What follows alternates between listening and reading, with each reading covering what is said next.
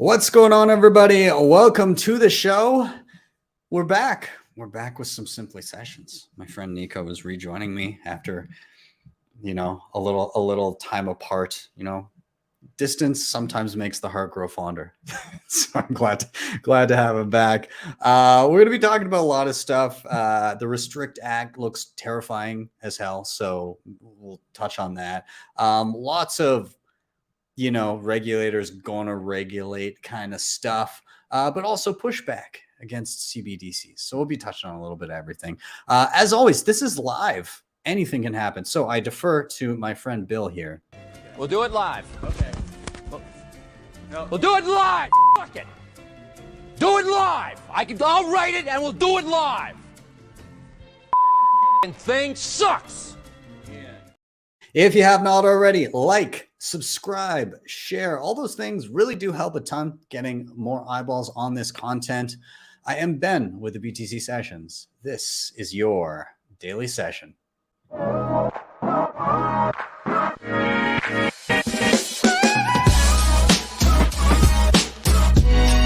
Hodl the Bitcoin.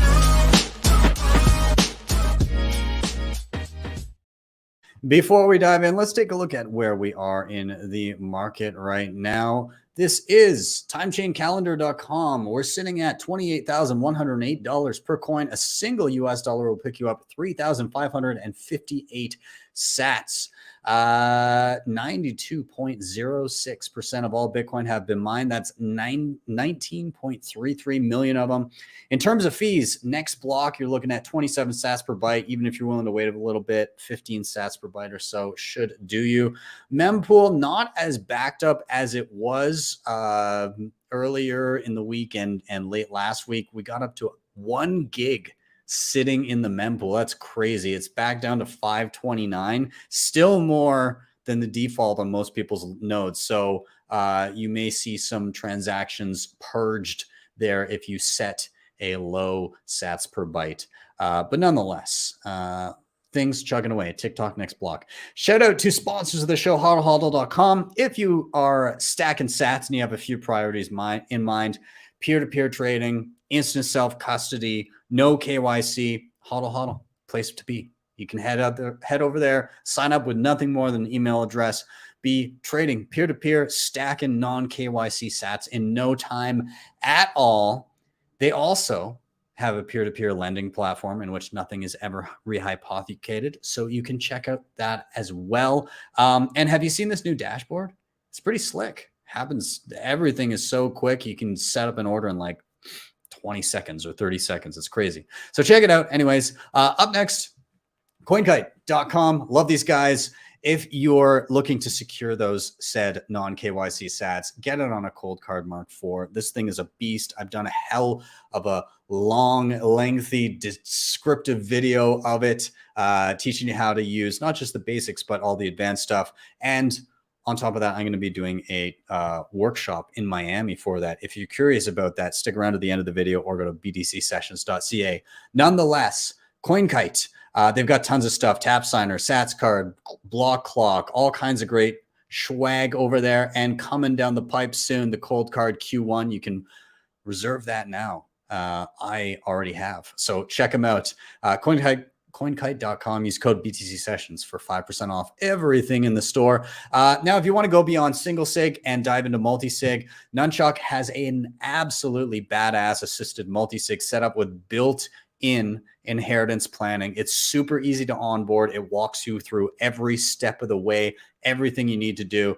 And it's simple, easy to maintain, and you have that peace of mind that your next of kin will be receiving the sats they are entitled to. Works beautifully with the Tap Sign or the Cold Card and a ton of other options. It's all on mobile. And yeah, I love the thing. Also, this is important, non-KYC. You don't need any personal information to be using this. So yeah, check them out, nunchuk.io. And finally, to wrap this out, we got to give a shout out to our friends over at Start9 Sovereign Computing Solution. I've done a full video on how to use your Start9 Embassy, but you can run your whole Bitcoin stack, Bitcoin Core, Lightning, mempool.space, Join Market, all kinds of great stuff. You can host your data, passwords, files, photos, all that. You can run Nostr relays, Nostr clients, all of it. You can host your life here.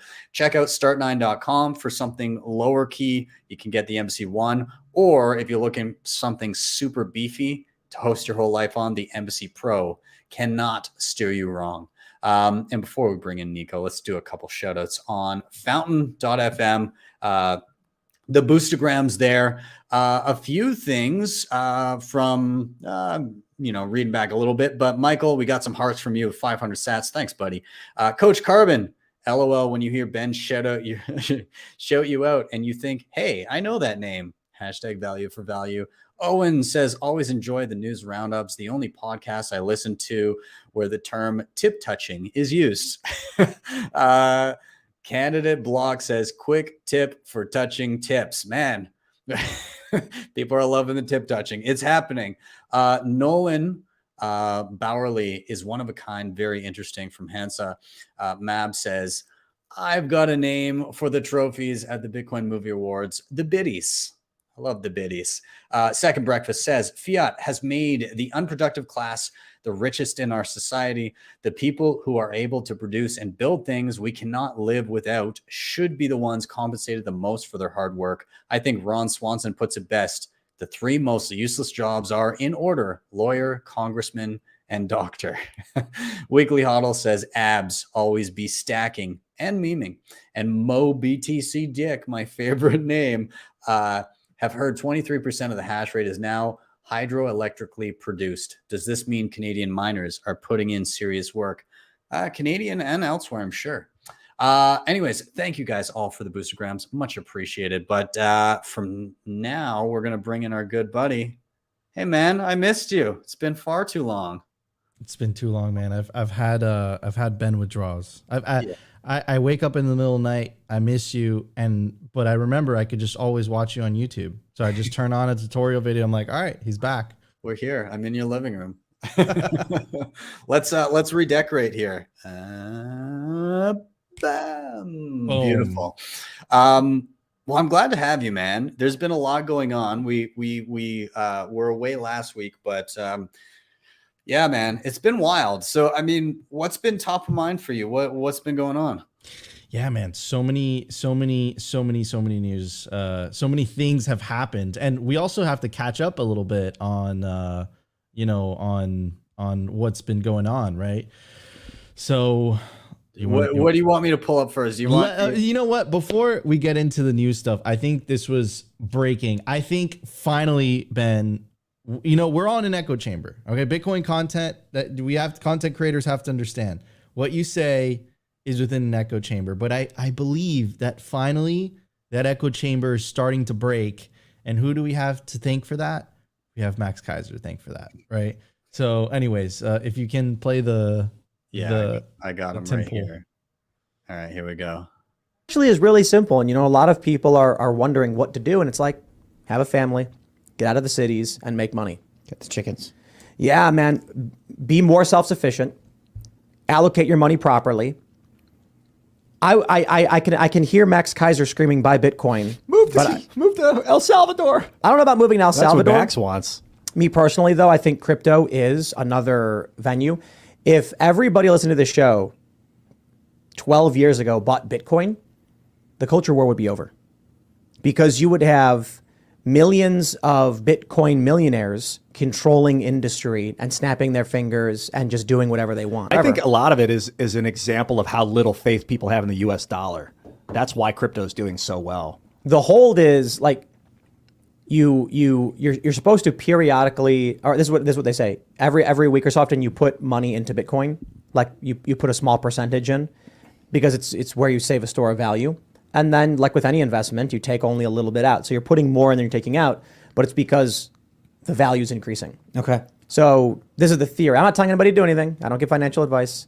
But I'll say this. I invested in Bitcoin several years ago, and it's like 20 times up. I'll say Max Kaiser and Stacey Herbert, who are in El Salvador, which has adopted Bitcoin as its national currency, are like partying like it is like 1999 Prince style. Like they are on top of the world with joy every day. They live in joy. Well, El Salvador's crime rate has collapsed. The standard of living has skyrocketed. What the president has done down there with Bitcoin has revolutionized this country for the better. And now people want to live there because I think they're saying now it has the lowest crime in Central America. It used to have some of the highest crime. And then the media got mad. They started arresting all of these cartel and gang members. I'm like, dude, he is revolutionizing that country for the better.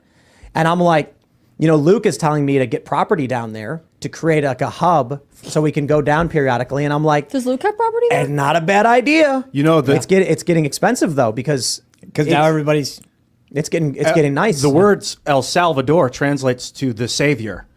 Wow. El Is that- Salvador. Is that really what that means? Yeah, the savior. I think we got to set up like a Or Timcast the down saving, the savior, yeah, either. there. Get like an office down there and set up a studio so that we can periodically go down and do shows. Be cool. Dude. That's cool to see because I do watch some Tim Pool. I think I watched him for Doom porn over the past couple of years. I was like all into it. He's like, society's collapsing, and like, yeah, that was my non-Bitcoin Doom porn that I would watch. But I love seeing him like kind of gradually clue into it. Obviously, he uses the term crypto. He's not like fully there yet, but like he's on his way. And like, having heard about it from Max, he'll at least be probably funneled to the right types of content, and should he dive in more. But yeah, no, it's nice to see. And it's not only Tim, right? So we have Tucker kind of going through the orange pill, and then we have we had Tucker going through the orange pill, and we have Jordan Peterson going through the orange pill. And the reason that's important is because we have to understand we're all in an echo chamber right now. And these are people that are very popular with the mainstream, and they're starting to catch, you could feel the orange pill happening ever so slowly, and he's going through the motions, right? And I think that this, he retweeted the video and he said, Max in 2012, Tim, I'm telling you, buy Bitcoin, listen to us, you'll be rich. Me in 2012, yeah, I don't know, maybe. Me in 2023, damn it, right? We've heard that story millions and millions and millions of times. Yeah. You know what I can't wait for is when, and I mean, it's again, in the echo chamber, the goal of getting a whole coin, that gets thrown around a lot. But what I can't wait is until you hear again, somebody like very prominent, some, whoever be like, some like affluent person be like, yeah, I've got a whole coin, and that to be like, whoa, like I that's the moment where I'll be like, yeah, people get it. And we and made like, it. and also, when it goes past that and it's like, oh, I've got 1 million sats. What? And that's like, that's the pleb entry level. Like, it's not just, you can just pick it up easily, but it's like you worked towards that. And that's the new, I feel like those two things will happen very close to each other. Some majorly affluent rich person, being excited that they have a whole coin. And then the goal is, hit 1 million sats. You can do this, keep your head down, work, build, and you'll get 1 million sats one day. I think that's what we'll be seeing in the coming years. 100%. I 100% agree with you. And I think it's hard for people to realize that, but this tweet, is a perfect indication of what happens over time with Bitcoin. Number go up, and it goes up and to the right over time, right? That's right. Anyways, big news last week, Ben. So we've been covering Operation Choke Point 2.0 and Simply Sessions for a long time now. And the thing about Operation Choke Point 2.0 is that was kind of happening in the shadows, right? Like they never explicitly went out in public and said, hey, I don't like, we don't like Bitcoin. Well, that was until the economic report by the White House. In that report, 20 pages were dedicated to bashing Bitcoin, making the case as to why you need a state for money, and also making the case for central bank digital currencies and why central banking is good. The excuse that they used was 1907. In 1907, there was a panic, right? And they said, because of that panic, right, we need central bank. However, what happened in 1933? The worst depression basically the world has ever seen. That happened after the implementation of a central bank in the U.S. Right? So I think they lied. That's my take. Plenty of crises since the central bank began. Correct. Right. So I think it has to do more so with control. I'm going to read you a passage. It says, it has been argued that crypto assets may provide other benefits, such as improving payment systems, increasing financial inclusion, and creating mechanisms for the distribution of intellectual property and financial value that bypass intermediaries that extract value from both the provider and recipient. Looking under the hood at these arguments, however, shows a more complicated picture. So far, crypto assets have brought none of these benefits. And that's BS. And the reason that's BS is because what if you're in Argentine? What if you're in Venezuela, right? What if you happen to live in a country that the US has sanctions against, right? Bitcoin is for you. But more so on a little bit of good news, right? So while the federal government is kind of scheming, right, the individual states are actually fighting back, right? So we had Senator Ted Cruz introduces legislation to prohibit the Fed from establishing a central bank digital currency. South Dakota, the governor, Kristi Noem, she vetoed a bill that would basically change the definition of money. And it would change the definition of money, basically allowing for central bank digital currencies, but not allowing for digital assets. And what they used is this. They use the Uniform Commercial Code. And what's interesting is that in the White House Economic Report, you know what they mentioned, Ben? The Uniform Commercial Code. They said, if money isn't in the Uniform Commercial Code, it ain't money, right? So I don't think it's a coincidence that they're using the same thing. And then the big news, and I actually want to play a clip, is Florida Governor DeSantis also introduces state legislation banning central bank digital currencies. If you could play the let's do it. I love this clip. It's great. There's a concerted effort across America to backdoor provisions for the use of central bank digital currency through individual state uniform commercial codes, UCC.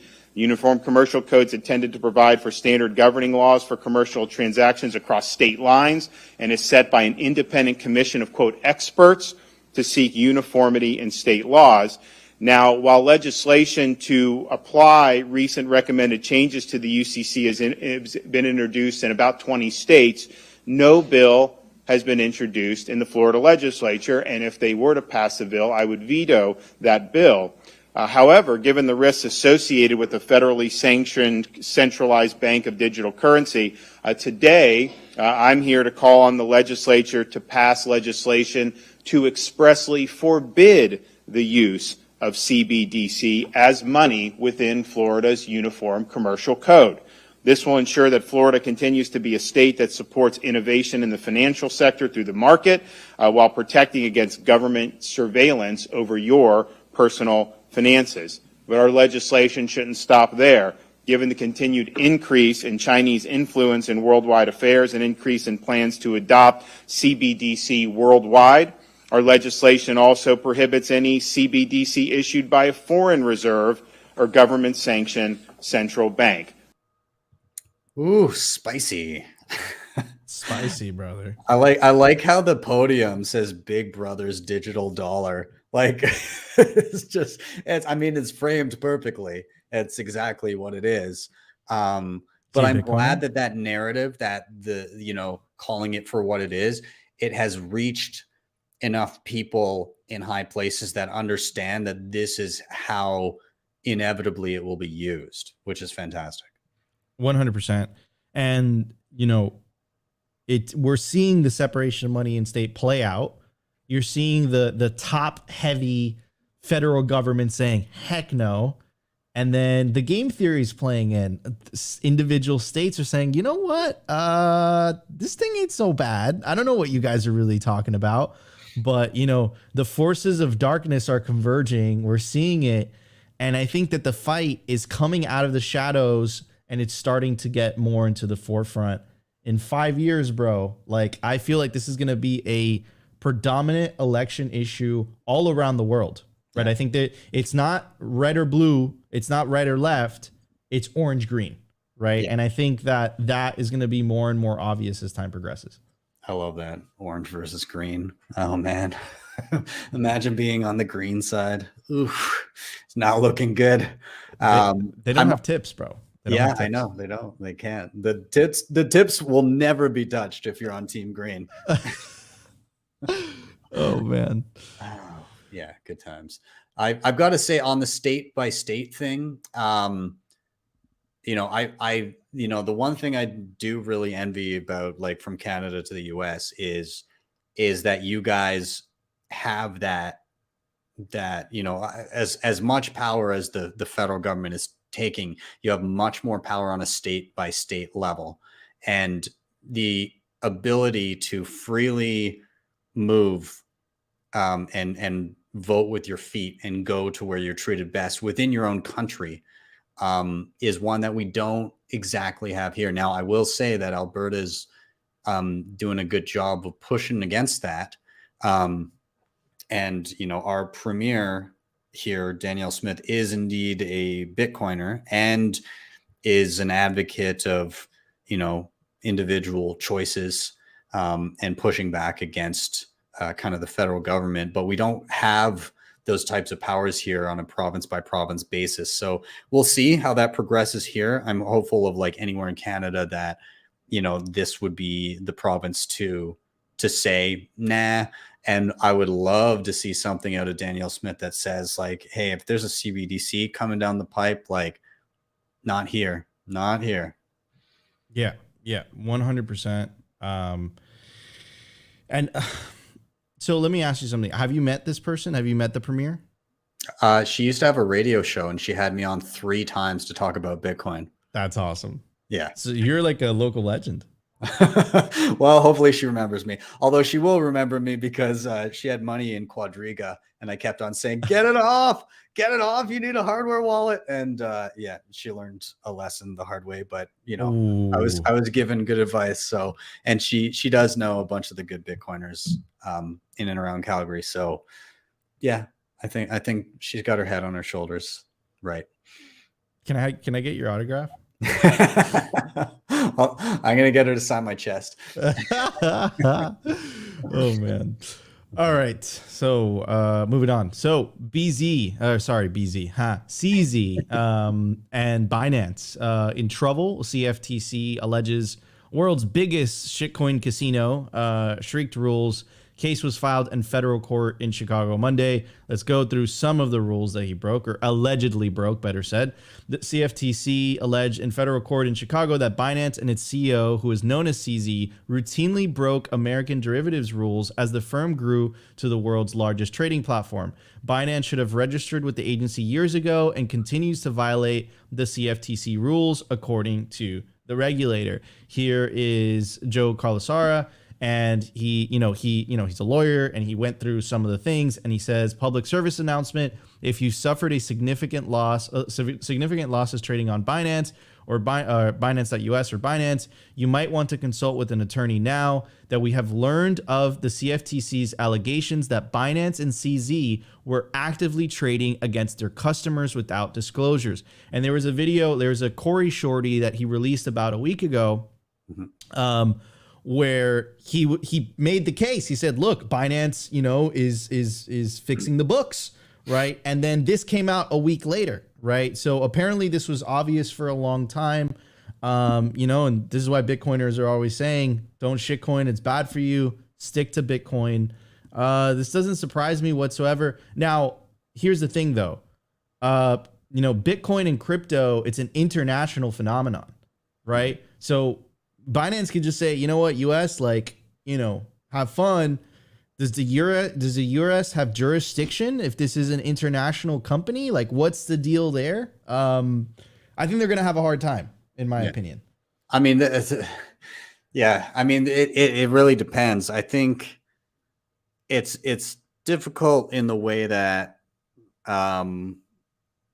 you know, they've kind of already, like, they've targeted US citizens clearly. Like, there was the whole like Signal thing where he was telling people like, oh, we can't put anything in writing, but you know, we can definitely get some US customers on here trading and doing derivatives and all this other shit. There's all that stuff. So like, you know, they're obviously going after them clearly from the story. I don't know. How does CZ handle this? Like, what he seems to be trying to like handle this publicly and everything, but I wonder if it devolves into a like Do Kwon kind of like in hiding situation and then eventually pinched somewhere, or like if it just goes through like the regular channels and then they try to find them and like I don't know, but like I hope it's a big enough deal, and I hope it becomes a big enough deal that it will be difficult for anybody to defend CZ. Because right now you see all over Twitter all of these like Stockholm syndrome shitcoiners that are like, I see he put out a great statement about it, and this is why I trust CZ and why I'm still happy having all of my money on a centralized exchange. Dude, what the fuck are you doing? Get your money out now while you still can, you friggin' idiot. Like, like how after the past year of blow up after bullshit, after, you know, virtue signaling asshole, all of them taking your money and being like, no, we're here for you. Oh, wait, no, we actually just fucked with your money and we traded it here and we lost it here and it was levered to the tits and we spent it on homes in the Bahamas. How do you sit through a year of that and then still go, yeah, but I trust this guy because he's a good guy? What? Give your head a shake. Some people cannot learn other than through immense pain. Bro, holy cow, man. That was one of the best BTC sessions rants I've heard in a long time. That was amazing. Yeah, dude. Like, but I mean, but okay. To give these people the benefit of the doubt, Ben, I think we all went through that phase though, right? Yeah. We all went through that phase, that shitcoining phase, right? Some were there longer than others, of course, right? But I can get the shitcoining, but I can't get the shitcoining and then defaulting to a method of holding your wealth that is the antithesis for the reason of the creation of Bitcoin, right? Like I get maybe there's something here in this coin, like you don't get Bitcoin yet. It's difficult to piece together everything that makes Bitcoin different and special. And it takes some time to arrive at that. And maybe you haven't been exposed to the right material that speaks to you. But to have come into this when the clear, like every shitcoin says the same thing. Oh, decentralization, you know, reducing and eliminating trust and peer-to-peer. And you're like, yeah, but also fuck that. And this guy holds my money because he seems good. I don't understand. Help me understand. Dude, it is. Oh man, it is. Yeah. But this is what we do, Ben. This is why we're here, right? This is why we're here. This is why we're here. This is why we make content. If you're that guy and you're in the live chat right now, which by the way, hello to everybody in the live chat. But like, if you're that guy in the chat and I just kind of shat on your entire worldview, I'm sorry, but please, like, help me understand. Help me help you is what I'm saying. I don't know what to say. Yeah, man. Oh man. Yeah. Check out Ben's trailer. Or sorry, what is it called? The witch? No, dude, the training videos. What's the word for them? Oh yeah, all the now I can't think of it.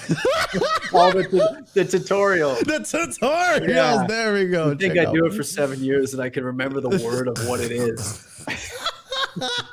Oh man. Oh man. Ah, jeez. Okay. Well, best of luck to everybody who still has funds in Binance. Be careful. He's guilty, bro. Look at him. Okay. Moving on to the next one. Okay, so this is a combination of things, right? So, kind of more news, but more on the international front, right? So we checked out what's going on in the US. But internationally, there's this push, right? Tighter, in this one specifically, G7, so like the biggest economies in the world, pushing for tighter crypto regulations. It's almost as if they're taking advantage of this banking insecurity to justify their actions going after the crypto industry. It's almost like as if it's a scapegoat. How weird is that?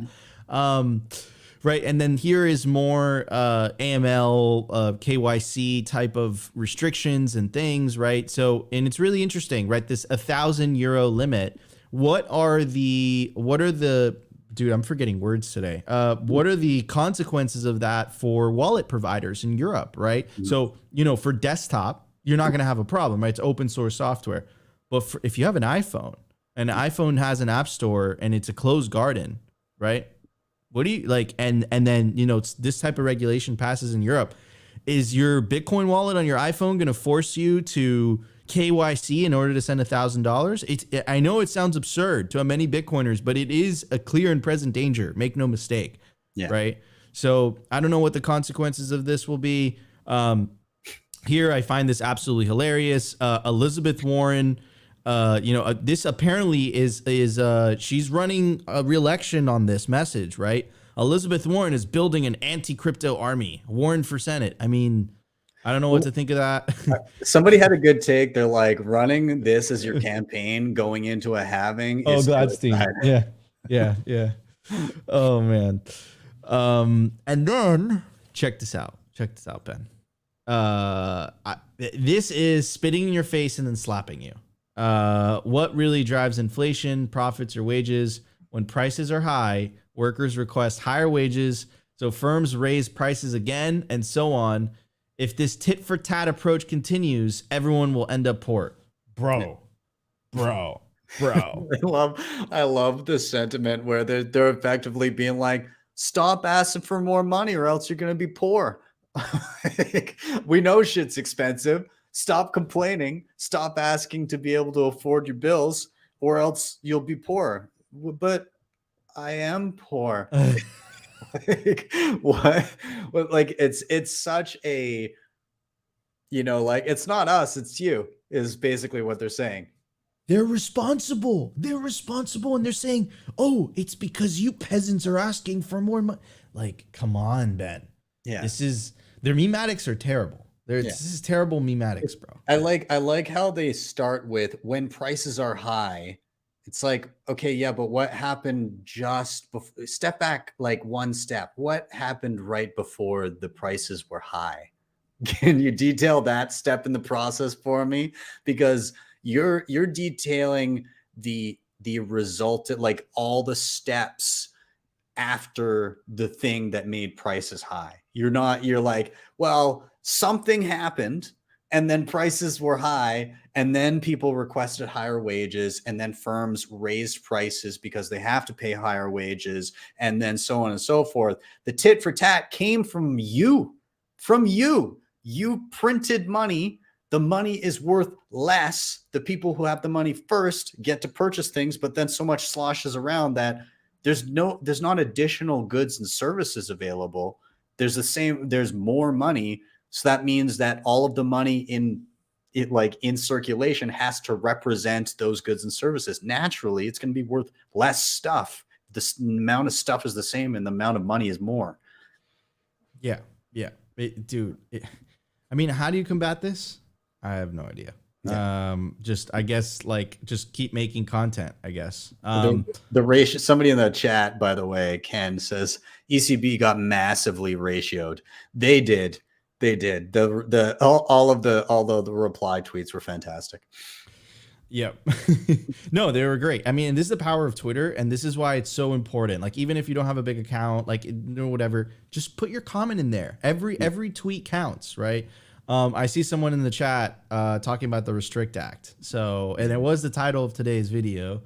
So let's talk about that. The Restrict Act. So what is the Restrict Act? The Restrict Act, again, just like they're using the banking and security to justify, the seizure of Signature Bank, the denial of Custodia, right? Oh, it was SBF. He's shitcoining. This is bad. They're using that TikTok is a Chinese platform. Therefore, we need to ban Bitcoin. But what's not mentioned in this bill is it's not just focused on TikTok. It's focused on a variety of things. Matt Odell links this article basically calling it Patriot Act 2.0, right? So, and I love what it says here, right? Corrupt politicians will not protect us. They're part of the problem. We must build, support, and learn how to use censorship-resistant tools. Excuse me. In order to defend our natural rights. I got you. Thanks, man. I appreciate it. Hey, man, I missed your reading voice. Do you mind reading this? Yeah, let's do it. Are you talking about the inline? There we go. Boom. Okay. All right. Here we go. The newly proposed Restrict Act is being advertised as a TikTok ban, but is much broader than that. Carries a $1 million fine and up to 20 years in prison. It is unconstitutional and would create massive legal restrictions on the open source movement and free speech throughout the internet. The bill was proposed by Senator Warren, of course, Senator Thune, Senator Baldwin, Senator Fisher, a whole bunch of senators is what we're getting at. From across both, it has broad support across both parties. Corrupt politicians will not protect us. They are part of the problem. We must build, support, and learn how to use censorship-resistant tools in order to defend our natural rights. Dude. Yeah. Dude. Did you see, who is it? Lindsey Graham went on Fox News and got absolutely torn to shreds by one of the correspondents being like, he basically outlined that like, oh yeah, up to, 250K fine and 20 years in prison, or $1 million fine for, accessing a VPN to see something that's restricted in your country. And Lindsey Graham literally didn't know if it was the same bill. He was like, is that the Restrict Act? No, I think there was another one. He's like, no, I've got it right here. You are listed as one of the major supporters. And he was like, oh, well, let me get back to you on that. I gotta he's like, that doesn't sound like something I would support. You didn't read it, dipshit. You did not read it. Nobody reads anything that goes through it. Dude, it's the fucking uniparty. It's the fucking state like trying to protect itself. I think they see the writing on the wall. And you know what the smoking gun is? Who's the first in that bill? Elizabeth Warren. Yeah. Right? So this is nuts, dude. It is so crazy to me, Ben, that they're going this far. I mean, in hindsight, it's not crazy, right? But it still surprises me. By the way, said it was on Jesse Waters last night. Wow. That's where Lindsey Graham was on. Probably golden. Yeah. They're going this far to make sure that people use money that steals from them. Yeah. Right. And that is fucking nuts to me, dude. Yeah. All right, you want to end it with the Pierre Richard video? Yeah. I'll give a headline for anyone like they're just tuning in. So it says Texas bill seeks to eliminate incentives for Bitcoin miners. Our own Pierre Richard, fellow Bitcoiner, had something to say about that. Let's see it, Harold. My name is Pierre Rochard. I'm the Vice President of Research at Riot Platforms, the largest publicly traded Bitcoin miner in the United States, with our facility in Milam County, close to Rockdale. I'm a first-generation immigrant, and I graduated from the University of Texas at Austin with a bachelor and master accounting degree. Thank you, Senator Kolkhorst, for your work on demand response issues. I believe that the witnesses here have adequately represented our views on demand response. I would just add that there is already a 60% limit to prevent concentration in demand response programs, and that this bill would override ERCOT's long-term study on large flexible loads.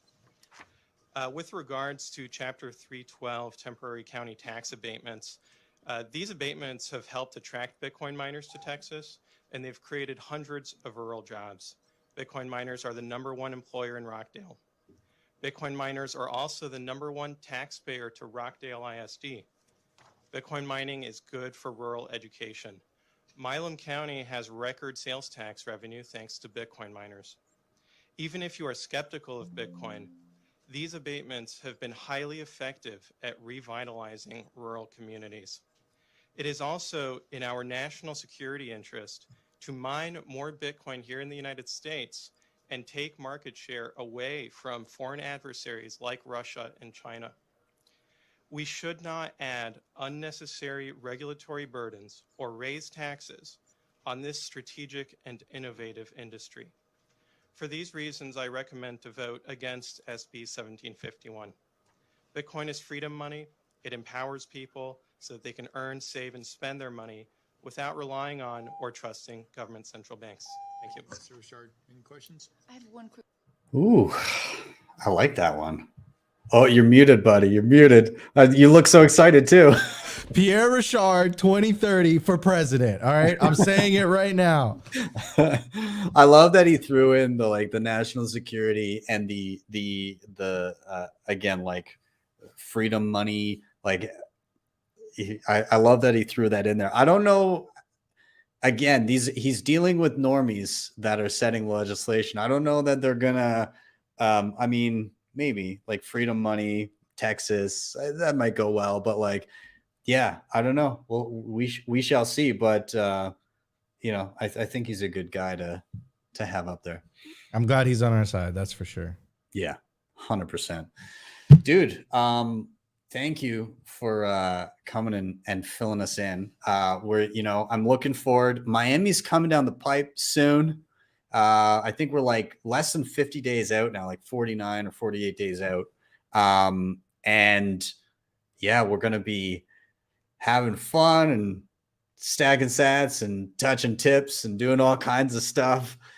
Lisa is my wife is prepping the hair dye. She's like, do I need to bring like my hairdressing stuff? I was like, yes, as a matter of fact, you do. Mm-hmm. I had to remind her today. She's like, okay, all right, I'm ready for it.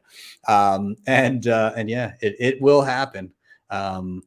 Yeah, should be a good time. I feel like the people that have been the biggest supporters of #Benico should be invited to at least be there for the touching of the tips. But then we'll have to put together a good video of it afterwards too. I completely agree. There needs to be a ceremony. Yeah, we need somebody to officiate it, really. So if you guys know like a pastor that might officiate the touching of the tips, you may now touch the tips. We'd love to have that. Yellow? Yeah. Oh, that'd be great. Yeah. Who like do we both hold bouquets? Like how do we do this? We've got to exchange something too. We've got to like, can I put a ring on your finger? Oh man, there's gonna be fireworks. I'm really excited to touch tips with you in sunny Miami. Dude, it's gonna be a blast. I can't wait. Shall we do this again next week? Absolutely. Guys, this was your Simply Sessions. I love doing that. Later, man. I'll see you Peace, soon. bro. All right, everybody. A few more things we have before we sign out here that I wanted to bring to your attention. Let me pull up my screen here. So here we go. Okay. So Nunchuck just announced they've got some updates to their inheritance planning multi-sig thing. So before it was just, if you're familiar with the Nunchuck Honey Badger inheritance planning thing, it used to be you delegate it to a single recipient, but now you can have multiple beneficiaries. So you can basically have 3 separate segregated sets of funds, all part of the multi-sig, that then are sent to the individuals in question. You can also add more to that, and it's like, I think like $10 per additional beneficiary on a single plan, which is fantastic. Yeah. So anyways, kudos to Nunchuck. They keep on improving what they got there. Also, Start9, by the way, I just made a video last week on how to set up Bitwarden. So Bitwarden is hosting your own password manager.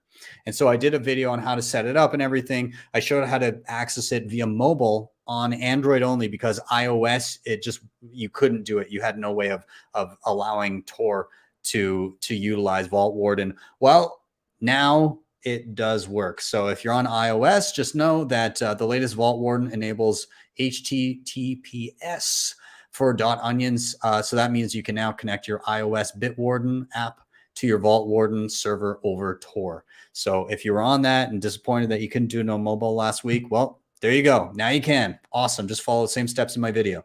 Up next. Oh, I'm so excited. I have been plugging away at my S9 Bitcoin mining space heater. It's actually behind me right over here. And I don't have it plugged in right now because it's very quiet, but like there'd be enough that you'd be hearing the hum the entire time. And I didn't want to distract Nico too much. Also, it's not too hot or it's not too cold in here right now, but it's awesome. It's so quiet. It's put together. All I'm waiting on is I've just got to get a little plug-in for the Wi-Fi for it so that I can move it and have it be mobile through the house anywhere. And then I'll put together the last piece, and the video should be out in the next few days here. So if you're looking at building your own mining rig / space heater so that you get reimbursed for part of your electricity costs of using a space heater, it's coming. It's coming. And thanks. Shout out to Crypto Cloaks for sending that over. And well, not the miner's mine, but for the 3D print case and for the guide that they put together as Rick figured out all of the intricacies of how to set this up and make it quiet and fine tune it. What an absolute legend. And then I also want to give a shout out to Joe Hall, aka Joe Nakamoto on Twitter. He put together with Cointelegraph this awesome video.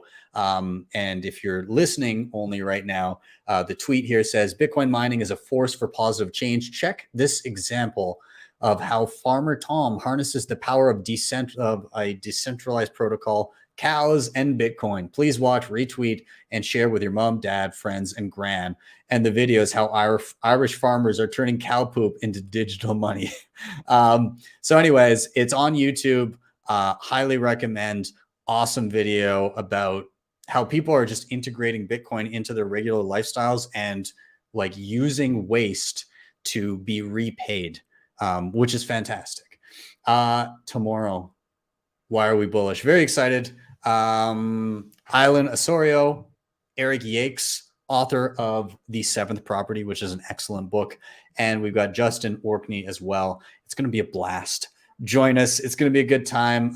6 p.m. Eastern time on Friday, the 31st of March. Don't miss it. Should be a good time.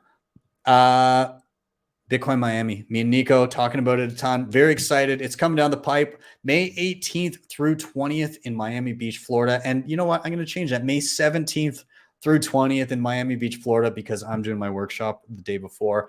Anyways, 150 speakers, 15,000 attendees, 2,000 companies. This is my 4th time attending. It is a barrage on the senses. There's so much going on all the time. So many Bitcoiners to talk to. My tips, if you're down there, if you get in conversations with shitcoiners that are going nowhere, your time is precious. So just, politely or impolitely, if you really deem fit, exit the conversation and use your time to get the most out of everything there. Link up with other Bitcoiners, sit down, have good conversations, pick the things that you would love to see, at least see a few things on stage. Hit up the trade floor. There's so much stuff going on there. And hit some of the workshop hands-on kind of stuff too that's happening in terms of the open source stage has some tables and everything, and you can play around with a lot of great stuff. Check it all out. It's a lot of fun. And as I said, I will be there on the 17th. That is May 17th, the Wednesday from 1 to 5 p.m. We're doing a cold card workshop. It is a deep dive. It starts from very beginning, just getting started, all the basics, and then goes into the advanced stuff that you can do with your cold card as well. And you're basically going from zero to hero in an afternoon. You will walk out of that place being a better cold card expert than I'd say most people on the globe. So yeah, if you want to check that out, head to btcsessions.ca. And there's a few tickets left and you can grab them there, but do it quick because you're running out of time. And the venue, I have a tentative venue, but If additional tickets sell, I'll book a bigger one, but that time frame is closing. And then so if I don't have X number of tickets by then, I'm going to cut it off at a certain number, and that's kind of it. And I'm locked into that. In terms of getting to the conference, b.tc/conference, you can use code BTC Sessions and you'll get 10% off your tickets. The tickets go up in price at regular intervals, like $50 every single time. So if you're unsure, if you're like, I could probably make it down, but I'm not 100% sure, better to grab a ticket now and then resell it later, because it will be more expensive later anyways. That's what I did previously, where I bought a ticket, I had an extra one, and I was able to resell it like the week of the conference because people were looking for them. So anyways, be sure to see me there. I will be there. It's going to be exciting. I can't wait. And yeah, if you're looking for tickets to the workshop, btcsessions.ca. It's over on the right under in-person workshops, right beside where you can book private sessions. And with that, we're all done here. We're out. So thank you guys for watching. Like, sub, share, all those things help a ton. Give it a retweet, share it on Nostr, whatever you may be doing. And of course, if you can, hit up the previously mentioned sponsors down below: Hodl Hodl, CoinKite, Nunchuck, Start9. You can also check out the show tickets. And if you really liked what you saw, you can drop me a Bitcoin tip at my Strike page, strike.me/BTC Sessions. You don't need Strike to use it. Just head there, type in any amount you want, hit the tip button. You'll be greeted with a Lightning invoice, or if you tap to the right, a regular Bitcoin QR code. With that, I'm out. Have yourselves a wonderful day or evening, wherever you may be. See you guys next time for your daily session. We have BTC Sessions. Bitcoin is FU money. You can't stop it. Get yourself some Bitcoin and hold it yourself. Peer-to-peer exchange. People are going to organically come to it and gravitate towards it, especially in the world we're living in now. It's incredible. It's a great tool, and I can't wait to see it proliferate everywhere.